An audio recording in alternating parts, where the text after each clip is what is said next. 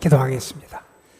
오늘도 살아 역사하시며 우리와 함께 하시는 하나님, 우리를 예배자로 부르시고 초대해 주시고 하나님께 경배와 찬양과 감사를 드리는 자리, 우리의 삶에 참된 능력과 주인이 되시는 분이 하나님이심을 믿고 고백하는 자리, 하나님의 선하심을 바라며 은혜를 기다리는 거룩한 자리에 우리를 불러주심에 감사를 드립니다.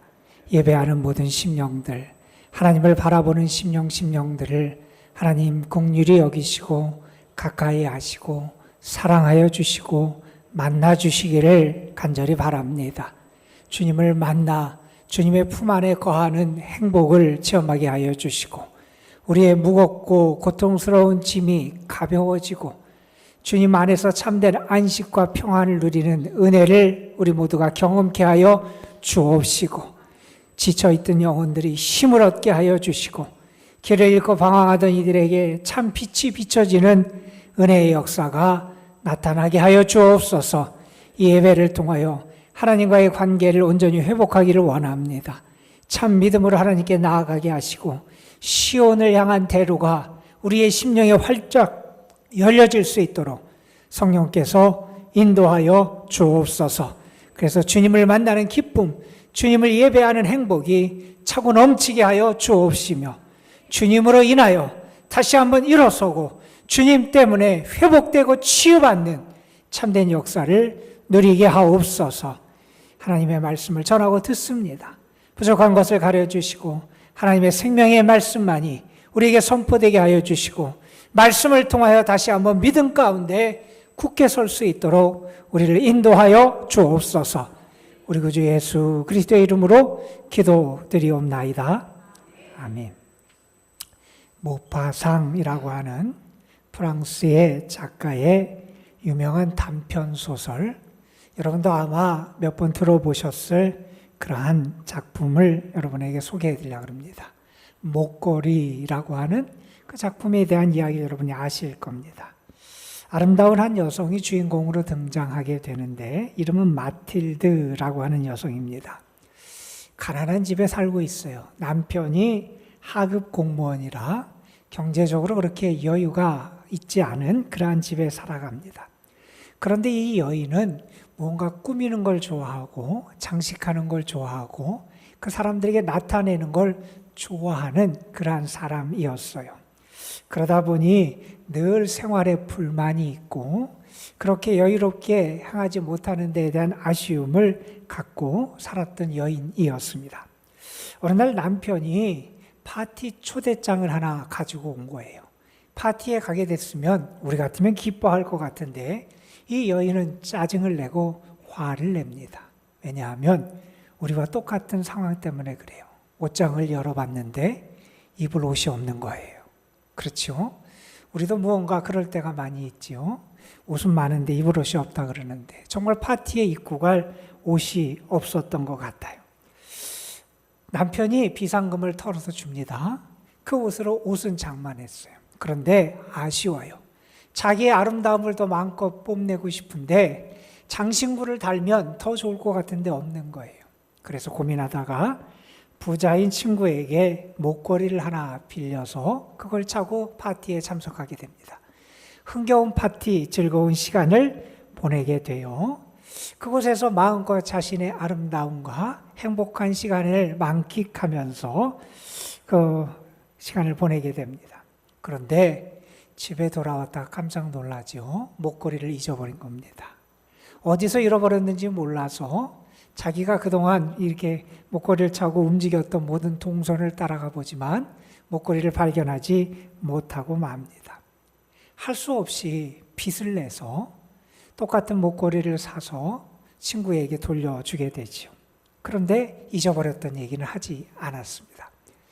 빚을 많이 내서 그 후로부터 10년 동안 이 여인은 그 빚을 갚기 위해서 이것저것 허드렛 일을 하면서 고생하는 삶을 살고 10년이 지나서야 그 빚을 다 갚을 수 있었습니다. 10년이 지난 어느 날, 이제 빚을 갚고 한시름 놓은 어느 날, 길을 가다가 예전에 자기에게 목걸이를 빌려준 친구를 만나서 그동안 자기 마음속에 꼭 혼자 간직하고 있던 그 비밀, 그 사건에 대한 이야기를 했는데 친구가 그런 얘기를 하지요. 깜짝 놀라면서 그 목걸이 내가 빌려준 건 모조품이었다 하는 얘기를 합니다.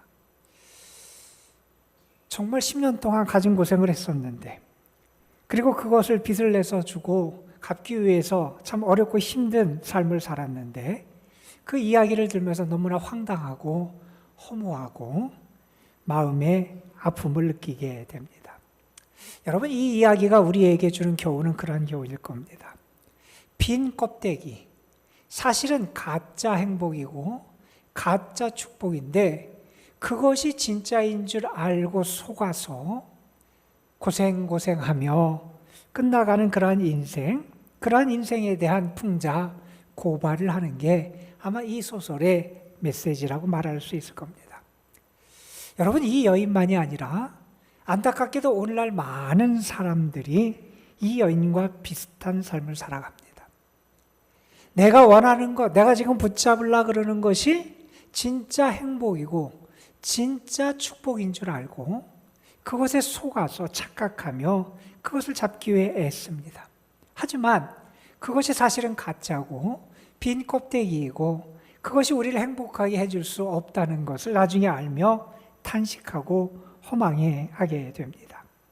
여러분, 참 행복이 어디 있습니까? 우리들은 참 행복이 어디 있는지 아는 사람들이에요. 우리들은 참 행복이 어디 있는지 믿음으로 고백하는 사람들입니다. 여러분, 참 행복은 주님 안에 있고요. 주님과 함께할 때 참 행복이 있고요.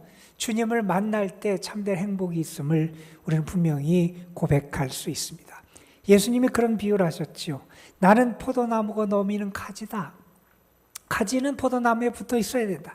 예수님과 함께 있고 예수님 안에 있을 때 우리가 살 뿐만 아니라 열매를 맺고 참된 평안함과 풍성함을 누릴 수 있음을 우리는 결코 잊어서는 안 됩니다.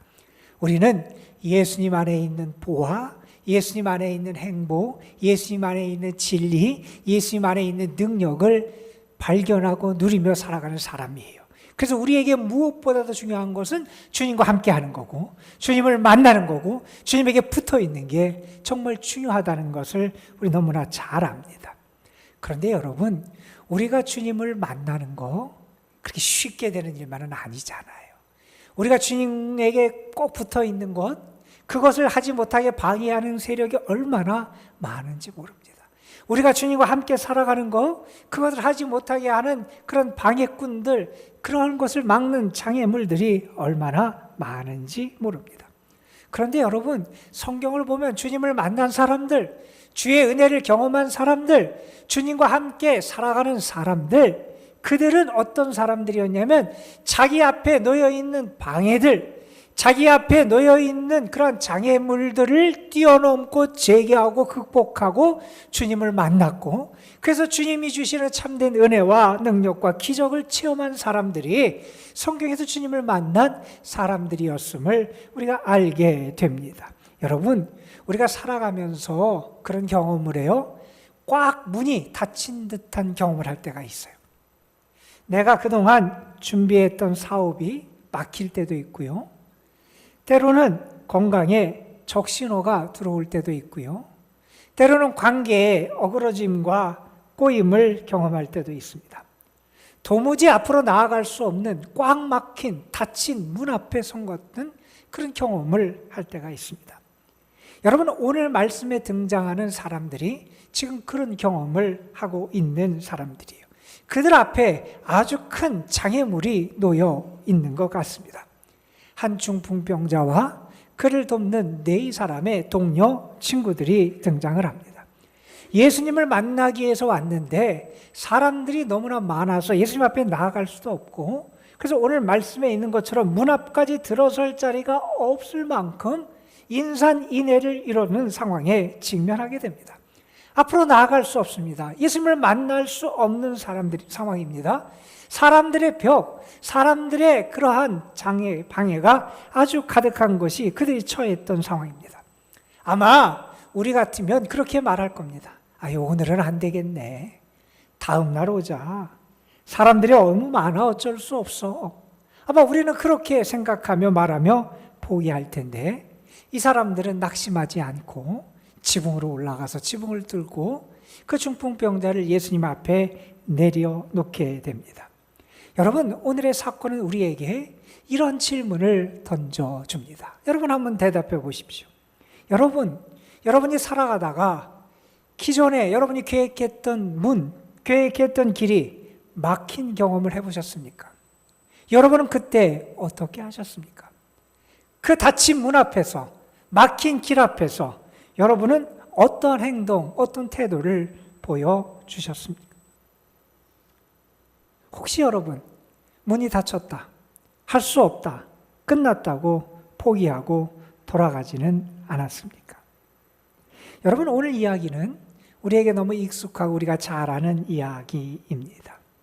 중풍병에 걸린 한 사람이 예수님을 간절히 찾고 만나게 됩니다. 그리고 그 예수님을 통해서 그가 이제 일어나서 자기가 누웠던 침상을 들고 그의 집으로 돌아가는 놀라운 치유와 기적의 이야기가 오늘의 말씀입니다. 여러분, 이전에 어떤 사건이 있었냐면 예수님께서 가버나움에서 한 나병 환자를 고쳐주신 사건이 있었습니다. 예수님께서 치유받은 나병 환자에게 그렇게 당부하셨지요. 이 이야기를 아무에게도 하지 말아라 그랬는데 그 사람이 나가서 소문을 내죠. 많은 사람이 예수님께 몰려들자 예수님은 그들을 피해서 한적한 곳으로 물러가시게 됩니다. 예수님께서 그런데 며칠이 지난 다음에 돌연히 가버나움 지역에 다시 예수님이 돌아오시게 됩니다. 예수님이 돌아오셨다라고 하는 소문이 삽시간에 가버나움에 퍼지게 됩니다. 예수님에 대한 소문을 들은 많은 사람이 예수님이 계신 집 앞으로 몰려들기 시작합니다. 정말 발 디딜 틈도 없이 수많은 사람이 예수님이 계신 집에, 집 안에, 그리고 집 바깥에 몰려들게 됩니다. 여러분, 한번 생각해 보세요. 누군가 다리를 좀 다쳤어요. 그래서 내가 누군가를 부축해서 어디까지 안내하고 인도한다. 여러분, 그것도 쉬운 일이 아니잖아요. 그런데 중풍병으로 움직이지 못하는 한 사람을 침상 그대로 네 사람이 그 사람을 들고 움직인다. 이것은 정말 만만한 일이 아니잖아요. 쉬운 일이 아니고. 아마 네 사람은 그 중풍병자를 옮기기 위해서 있는 힘을 다 썼을 거고, 그리고 땀을 뻘뻘 흘리고 갖은 고생을 하면서 힘들게 예수님이 계신 그 집 앞으로 도착을 했을 겁니다. 그런데 들어갈 수 없는 겁니다. 지금까지도 고생하면서 왔는데 예수님 앞에 나갈 수 없는 이 현실 상황에서 그들은 어떻게 합니까? 이제 중풍병자가 누워있는 그 침상 그대로 다시 또 그 집 지붕까지 올라갑니다. 여러분, 그것도 정말 쉬운 일이 아님을 우리가 알잖아요. 그리고 지붕을 뜯습니다. 그리고 그 사람을 다시 내리게 됩니다. 여러분, 이 중풍병자와 그를 들고 있는 네 사람 정말 할 수 있는 고생을 다 하면서 예수님 앞에 왔습니다. 그런데 예수님 앞에 그들이 나오면서 원했던 것은 분명할 겁니다. 그 중풍병자가 고침을 받아 깨끗하게 낫는 것을 기대했을 겁니다. 아마 중풍병자 자신도 그랬을 것이고, 그를 힘겹게 예수님 앞으로 데리고 나온 이 네 사람도 아마 다른 소원이 아니라 그 중풍병자가 깨끗하게 치유함을 받고 회복되고 완쾌되기를 원하는 그런 마음으로 주님 앞에 나왔을 겁니다. 그런데 그 중풍병자를, 자기 앞에 놓여있는 침상까지 이렇게 내려있는 중풍병자를 보시면서 예수님은 의외의 말씀을 하시고 계심을 보게 됩니다. 예수님 이렇게 말씀하세요. 작은 자야, 내 죄사함을 받았느니라. 이런 말씀을 하세요. 여러분, 이 말은 사실은 이 중풍병자나 그를 데리고 나온 네 사람이 듣기 원했던 말은 아니었을 거예요. 그 사람이 듣기 원했던 말, 그리고 그 네 사람이 듣기 원했던 말은 이전에 예수님이 나병 환자를 고치시면서 하셨던 말씀, 내가 원하노니 깨끗하여져라 하는 이러한 말씀을 아마 기대했을 거예요. 치유의 말씀, 회복의 말씀이 선포되기를 기대했을 텐데 예수님이 이렇게 말씀하시는 거예요. 내 죄사함을 받았느니라. 아마 예수님의 말씀을 들으면서 이 중풍병자도 당황했을 것이고, 그를 내렸던 그 네 명의 동료 친구들도 아마 좀 황당함을 느꼈을 겁니다. 그런데 왜 예수님은 그 사람에게 죄사함을 먼저 선언하셨을 거예요? 여러분, 그것은 예수님의 시선에서 봐야 되는데, 예수님이 보시기에 지금 중풍병에 걸려서 움직이지도 못하고 있는 그 사람에게, 세상적으로 보면 그 사람에게 가장 긴급하고 중요하고 근본적인 문제는 이 중풍병, 이것을 고치는 거였는데, 예수님이 그 사람을 보시면서 예수님의 생각, 예수님의 시선에서는 어떤 마음, 어떤 생각을 가지고 계셨냐면, 그 사람의 근본 문제는 중풍병이 아니라 죄의 문제였다는 것이 예수님의 시선이었다는 겁니다.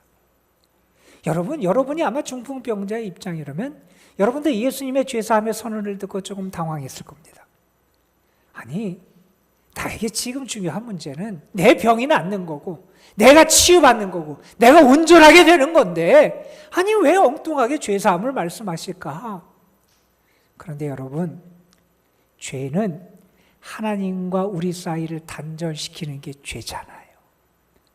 여러분, 죄의 문제 해결 없이 하나님과 우리 사이에 거대한 장벽이 세워질 수밖에 없습니다. 여러분, 하나님 우리 사이에 관계가 막혔는데 어떻게 참 평안이 있을 수 있고 참된 행복이 우리에게 찾아올 수 있습니까? 여러분 믿으십니까? 하나님은 모든 복의 근원이 되시는 분이 하나님이십니다. 여러분, 하나님은요, 모든 은혜의 근원이 되시는 분이 하나님이세요. 모든 능력의 근원이 되시는 분이 하나님이세요. 그런데 하나님과의 관계가 막혀 있다면 어떻게 참 행복과 참된 은혜와 참된 평안과 참된 능력을 체험할 수 있겠어요? 여러분, 예수님이 그것을 보신 겁니다. 정말 시급한 문제는 죄의 문제를 해결하는 거예요.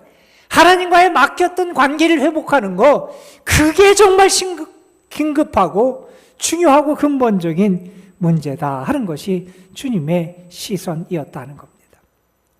여러분, 하나님과의 관계가 막혀 있으면 우리가 아무리 땀 흘리고 수고하고 고생하고 애써도 그 모든 것이 헛된 것이 될 수밖에 없음을 우리는 결코 잊어서는 안 됩니다.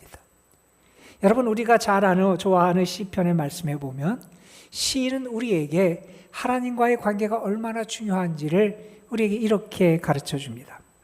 여호와께서 집을 세우지 아니하시면 세우는 자의 수고가 헛되며, 여호와께서 성을 지키지 아니하시면 파수꾼의 깨어 있음이 허사로다. 너희가 일찍이 일어나고 늦게 누우며 수고의 떡을 먹음이 헛되도다.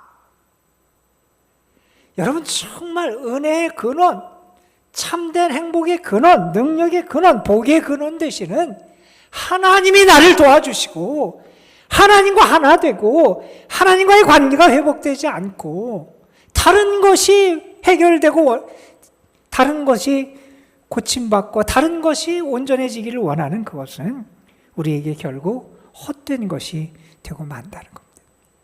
그런데 우리의 모습이 어떠냐는 겁니다. 우리는 이것이 정말 중요한 문제라고 생각하지 않아요. 이것이 정말 심각한 문제라고 생각하지 않습니다. 이것이 정말 근본적인 문제라고 생각하지 않고 엉뚱한 곳에 온통 관심을 쏟으며 살아가는 게 우리의 모습이 될 때가 많이 있다는 거예요. 여러분, 오늘 예배를 드리는 여러분, 하나님과 여러분의 관계가 주님의 거룩한 보혈과 은혜를 통해서 죄사함을 받고 참된 관계의 회복의 역사가 여러분의 삶에 나타나기를 간절히 소망합니다. 여러분,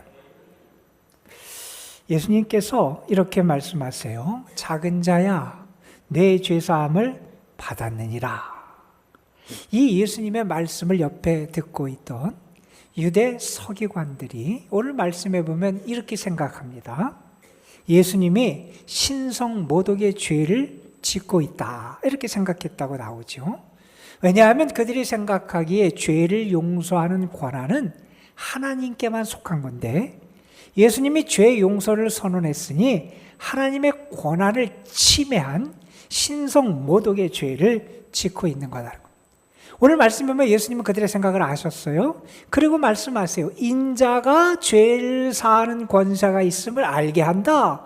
예수님이 죄를 사하는 권세가 있음을 먼저 알게 하시기도 하세요. 그런데 여러분, 이 돌아가는 그 당시의 배경과 유대인들의 그 당시의 상황과 그 모습을 보면서 왜 이들이 이런 생각을 하며 예수님께 분노했는지도 우리가 짐작해 볼 수 있습니다. 여러분, 유대 사회에서 죄 용서는 어떻게 이루어집니까? 죄를 졌어요. 용서받아야 되는 사람은 어떻게 합니까? 제물을 준비해서 제사장에게 갑니다. 속죄 제물이 됐건 속건 제물이 됐건 하나님 앞에 드릴 제물을 가지고 제사장에게 가면 제사장이 그 제물을 가지고 그 사람을 위해서 제사를 드리게 됩니다. 그리고 그에게 하나님의 은혜와 용서를 선포하게 됩니다. 그러니까 그 사람들, 당시 사회에서 유대인들에게 용서받는 길은 제사장을 통해서, 제사 제도를 통해서 용서를 받고 하나님과의 관계가 회복되는 게 그들의 구조였습니다. 그런데 예수님은 그러한 절차를 거치지도 않으셨어요. 그러한 관계, 어떤 것을 하지도 않으시고 예수님은 그 사람에게 죄의 사함을 선언하신 거예요. 유대인의 입장에서는 그들의 이 제사 제도를 부정하는 것처럼 여겨지는 거예요. 그들이 지금까지 몇백 년 동안 유지해왔던 이 제사 제도, 그들의 관습을 무시하고 그것을 무용지물로 만드는 것처럼 여겨졌던 게 유대인들의 생각이었습니다. 그런데 예수님은 왜 이렇게 그들의 모든 것을 무시하는 것처럼 죄의 용서를 선언하셨을까? 우리는 그 당시의 모습을 보면서 이렇게 짐작해 볼 수 있습니다. 그 당시의 유대교가 주님 앞에 생명을 잃어버린 껍데기 신앙, 껍데기 종교에 머물러 있었기 때문이라는 거예요. 여러분, 율법을 열심히 지켰어요. 제사 의식도 행했어요.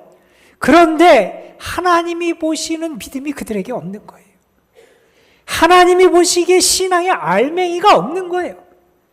빈 껍데기만 있고 무언가 하는 것 같고 무언가 화려한 것 같고 무언가 믿는 것처럼 보이기는 하는데 참된 믿음, 참된 생명이 그들 속에 없었던 겁니다. 속죄 제물 제사를 드려요. 그런데 진정한 회개는 하지 않아요. 율법의 조항들을 알고 외우고 지키는 것처럼 보여요.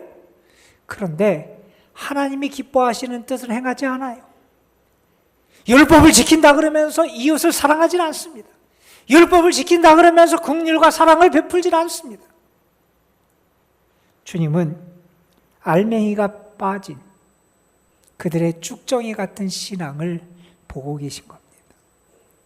여러분, 우리의 모습은 어떤지 모르겠습니다. 우리는 신앙인들이에요. 오늘도 이렇게 시간을 내서 정성을 다해서 주님 앞에 나와서 예배를 드려요. 하나님 앞에 기도도 하고 때로는 헌신도 하고 봉사도 하면서 나름대로 신앙의 길을 걸어가는 사람들입니다. 그런데 여러분, 하나님이 보시는 알맹이, 참 믿음이 우리 속에 살아있는지 모르겠습니다. 오늘 말씀해 보면 예수님은 그들의 믿음을 보셨다 그랬어요. 주님이 지금 우리에게 보고 싶어 하시는 것도 다른 게 아니에요. 우리의 믿음을 보기를 원하세요. 여러분, 정말 주님의 살아계심을 여러분은 믿으십니까? 주님이 여러분을 사랑하심을 믿으십니까? 주님의 능력을 여러분은 믿으십니까? 주님이 여러분과 함께 하심을 믿으십니까? 주님 안에 생명이 있고 복이 있고 진리가 있음을 여러분은 믿으십니까? 주님 안에 참 구원이 있음을 믿으십니까? 그래서 주님을 만나는 것이 내 인생의 가장 큰 복이고 주님과 함께 살아가는 것이 내 인생의 가장 큰 축복임을 여러분은 고백하며 믿고 살아가고 계십니까? 예배를 드린다 그러는데 믿음이 없습니다. 신앙생활을 한다 그러는데 빈 껍데기만 있습니다. 주님이 찾으시는 생명력 있는 알맹이, 그 열매 믿음이 우리에게 지금 있는지 우리를 돌아보게 됩니다. 여러분, 오늘 말씀에 보면 이 중풍병자와 그를 데리고 나온 이 네 사람, 그들이 예수님 앞에 나오는 것도 참 어렵고 힘들었을 겁니다. 그리고 사람들이 많아서 그들이 지붕에 올라가서 지붕을 뜯고 그 사람을 내리는 거, 그것도 정말 어렵고 힘든 일이었을 겁니다. 주님을 만나 이 사람이 은혜를 입기까지 그 사람이 넘어야 했던 시련들, 극복해야 됐던 방해 혹은 장애물이 수없이 있었을 겁니다. 예수님 앞에 나왔는데 막혀 있는 겁니다. 주님을 만나길 원하는데 주님에게 나아갈 수 없는 겁니다. 여러분, 이것이 어쩌면 이 사람들만의 현실과 상황만은 아니었다 하는 것을 우리는 압니다.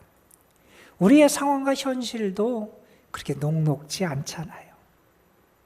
그런데 여러분, 성경에 보면 하나님의 은혜, 하나님의 기적은 이러한 어려움과 시련 속에서 하나님을 바라보고 끝까지 하나님께 나아가고 믿음으로 그 발걸음을 내딛는 자에게 나타남을 우리가 보게 됩니다. 내일부터 우리 스리랑카 단기 선교를 가요. 여러분 기도 많이 해주세요. 이번에는 어린 아이들도 같이 가요. 1살짜리도 따라가는데 4가정이, 청장년 가정이 가고 또 청년들이 4명, 또 어른이 저까지 따로 또 2명, 그래서 23명이 다녀오게 돼요. 어린 아이들이 가기 때문에 특별히 기도를 많이 해주시고, 여러분 한 가정이 선교를 위해서 여비와 그 행사나 활동비를 준비해서 가는 것, 그것도 만만한 금액이 아니에요. 그걸 마련하기 위해서 얼마나 힘들고 어려운 일들이 많았겠어요. 그런데 그것들을 하나하나 또 준비하는 과정 하나하나를 이렇게 보면서 참 귀하다 이런 생각을 해요. 아마 하나님께서 그러한 어려움과 방해와 그러한 장애물들을 이겨가면서 하나님의 뜻에 순종하기를 원했던 이런 참여자들에게 은혜를 주실 것 같아요. 여러분 기도 많이 해주세요. 여러분 또한 미리 좀 광고를 드리는데 10월 달에는 지금 예정되어 있는 게 뭐냐면 우리 2017년에 우리 교회에서 가서 직접 봉헌 예배를 드린 캄보디아 웨슬리 감리교회라고 있어요. 그때 같이 다녀오신 분들 계실 거예요. 교회를 아주 잘 졌죠. 그 교회 평신도, 그 목회자하고 평신도 지도자들이 10명, 그리고 송진섭 선교사니까 11분이 우리나라를 방문할 계획을 가지고 있어요. 한 열흘 넘게 일정을 지금 계획하고 있어요. 여러분 캄보디아에서 비행기표 여비를 자기가 마련하는 거 쉽지 않아요. 그런데 본인들이 여비를 마련해요. 우리 교회 와서 이제 교육관에서 이제 지내게 되면서 숙소를 하고 뭐 기도 할 텐데 아마 그분들을 위해서 우리가 도와줘야 될 부분도 많이 있을 것 같아요. 그런데 그 여정을 준비하기 위해서 그들이 그렇게 비용을 마련하고 뭐 하는 거 정말 어렵고 힘든 과정인 거예요. 우리의 현실에서 쉽게 은혜를 받고 쉽게 내가 능력을 체험하고 쉽게 축복을 받는 게 아니에요. 우리 현실 어려움이 많아요. 우리 현실은 언제나 녹록질 않아요.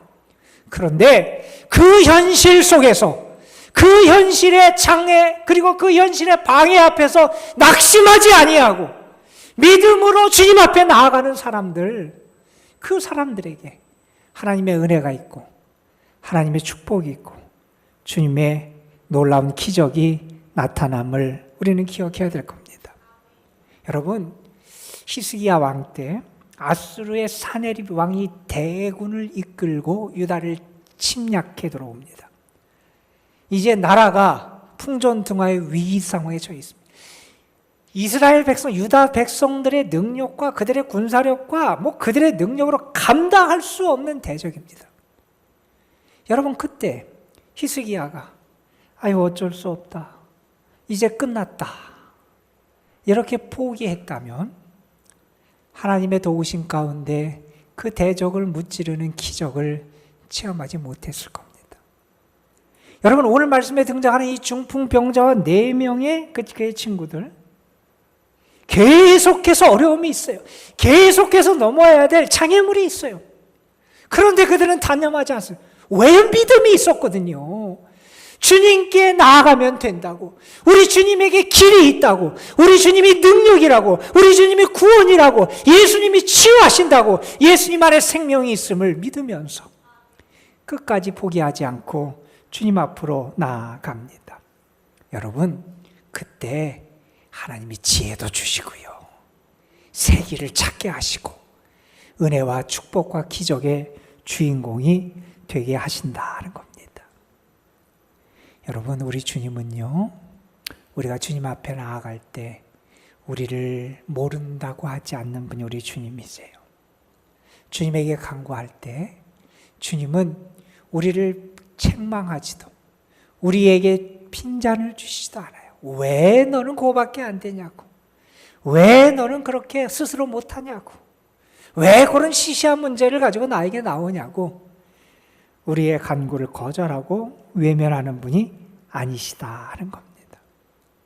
여러분, 이 중풍병자는 중풍병이 고침받기 위해 예수님 앞에 나왔습니다. 그런데 중풍병만 고침받은 게 아니었습니다. 죄사함을 받아요. 그가 기대했던 것보다 더 큰 축복을 받습니다. 우리 주님은요, 우리가 생각하고 기대한 것보다 더 큰 은혜와 복을 주시는 분이 우리 하나님이시다는 겁니다. 시편 18편 말씀, 많은 분들이 좋아하는 말씀이에요. 나의 힘이신 여호와여, 내가 주를 사랑합니다. 하나님이 나의 힘이 되신다는 거예요. 저는 여러분이 시인처럼 그런 고백을 할 수 있는 믿음이 여러분에게 있길 간절히 소망합니다. 하나님 우리의 힘이 되세요. 그런데 여러분, 하나님이 힘이 되시는, 하나님을 나의 힘으로 삼는 증거가 여러분에게 나타나고 있습니까? 혹시 여러분, 조금만 위험이 있어도, 조금만 어려운 일이 있어도, 조금만 방해가 있어도, 조금만 내 뜻대로 안 되는 상황만 있어도 그냥 낙심하고 단념하고 뒤돌아서고 등을 돌리는 게 혹시 우리의 모습은 아니냐는 거예요. 정말 하나님이 나의 힘이 되시면 포기하지 않습니다. 여러분, 그 시편 18편에서 뒤에서 시인은 그래서 이렇게 얘기합니다. 하나님을 나의 힘으로 믿는 시인 이렇게 고백합니다. 내가 주를 의뢰하고 적군을 향해 달리며 내 하나님을 의지하고 담을 뛰어넘나이다. 하나님, 힘이 되시는 하나님을 믿고 의지하니까 나의 대적을 향해서도 내가 담대히 나아갈 수 있다는 거예요. 나의 힘이 되신 하나님을 믿으니까 내 앞에 있는 담, 그 앞에서 낙심하고 돌아가고 포기하는 게 아니라 그 담을 힘이 되시는 하나님을 의지해서 뛰어넘는다는 거예요. 이게 믿음입니다, 여러분. 저는 여러분에게 오늘 예배를 드리면서 참 믿음의 은총이 임하기를 원하고, 여러분이 참 믿음의 사람으로 주께 인정받고 주의 은혜를 체험하는 은혜의 주인공들이 되시기를 주의 이름으로 축원합니다. 우리 함께 찬양 한 곡 부르겠습니다. 주가 일하시네, 우리가 잘 아는 찬양인데, 날이 저물어 갈 때, 빈들에서 걸을 때, 그때가 하나님의 때, 내 힘으로 안 될 때, 빈손으로 걸을 때 내가 고백해 여호와 이래.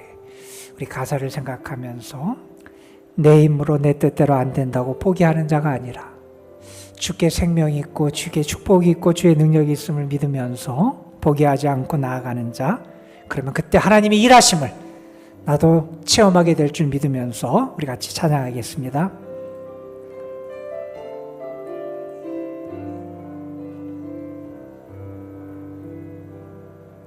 날이 저물어 갈 때, 빈들에서 걸을 때, 그때가 하나님의 때,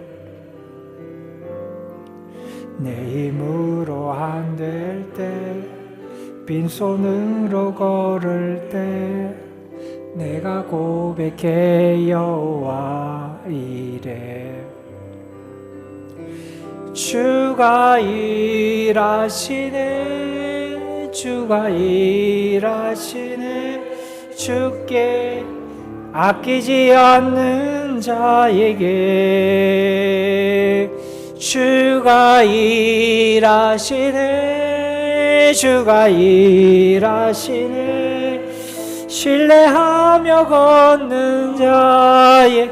다시 고백합니다. 날이 저물어 갈 때, 날이 저물어 갈 때, 빈들에서 걸을 때 그때가 하나님의 때 내 힘으로 안 될 때 빈손으로 걸을 때 내가 고백해 여호와 이래 주가 일하시네 주가 일하시네 주께 아끼지 않는 자에게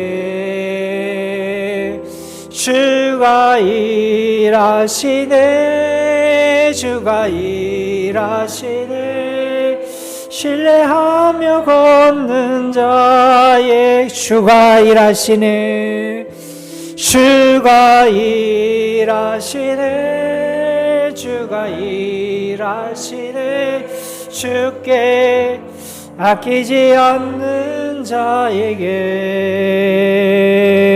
주가 일하시네 주가 일하시네 신뢰하며 걷는 자에게 오늘 우리에게 주신 말씀 기억하면서 우리 잠시 기도하는 시간 갖기를 원합니다.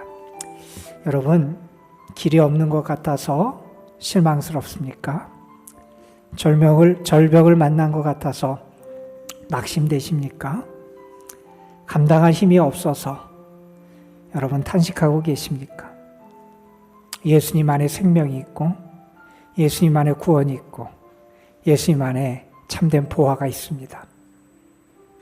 주님을 만나면 주님 안에 거하면 참 은혜를 누리게 됩니다. 주님 앞에 나아가십시오. 주께 맡기십시오. 포기하지 마십시오. 하나님이 여러분에게 감당할 힘도 주시고 피할 길도 주시고 새로운 길을 발견할 수 있는 지혜도 주십니다. 믿음이 있어요. 주님을 향한 믿음, 그 믿음을 가지고 끝까지 걸어갈 때 주님은 우리에게도 참 힘과 능력이 되실 줄로 믿습니다. 장애물이 있는 게 문제가 아니라 믿음이 없는 게 우리의 문제입니다. 하나님, 나에게 믿음 주옵소서. 믿음을 가지고 어떠한 시련도 어떠한 방해도 어떤 장애물도 뛰어넘을 수 있는 믿음의 사람 되게 하여 주옵소서. 이 시간 우리 주님 앞에 기도로 나아갑니다. 다 같이 기도하겠습니다. 아버지, 오늘도 우리를 불러주시고 하나님의 말씀을 듣게 하시고 주님 앞에 기도할 수 있도록 은혜 주시면 감사합니다. 하나님, 조그만 어려움이 있어도 방해가 있어도 시련이 있어도 자꾸 주저앉고 포기하고 낙심하고 낙마하곤 합니다. 하나님, 우리를 긍휼히 여겨주시기를 원합니다. 내 앞에 있는 것이 내가 극복 못할 골리앗이 아니라 하나님의 이름으로 하나님의 능력으로 믿음으로 극복할 대상임을 알게 하여 주옵소서.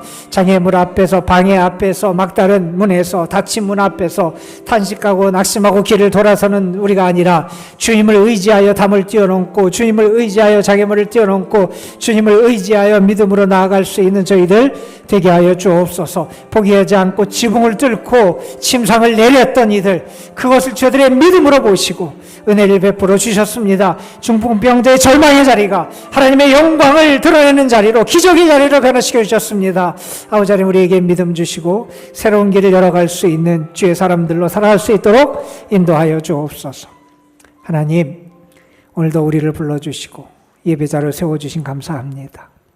하나님이 찾으시고 하나님이 기대하시는 믿음을 하나님께 드릴 수 있는 저희들 되게 하여 주시고, 하나님 안에 길이 있고 주님 안에 생명이 있고 주님 안에 능력이 있고 주님 안에 소망이 있음을 믿으면서 우리 앞에 어떤 시련이 있고 어떤 방해가 있고 어떤 장애물이 있을지라도 끝까지 포기하지 말고 주님 앞에 나아가서 기적과 은혜의 주인공들이 될 수 있도록 은혜를 더하여 주옵소서.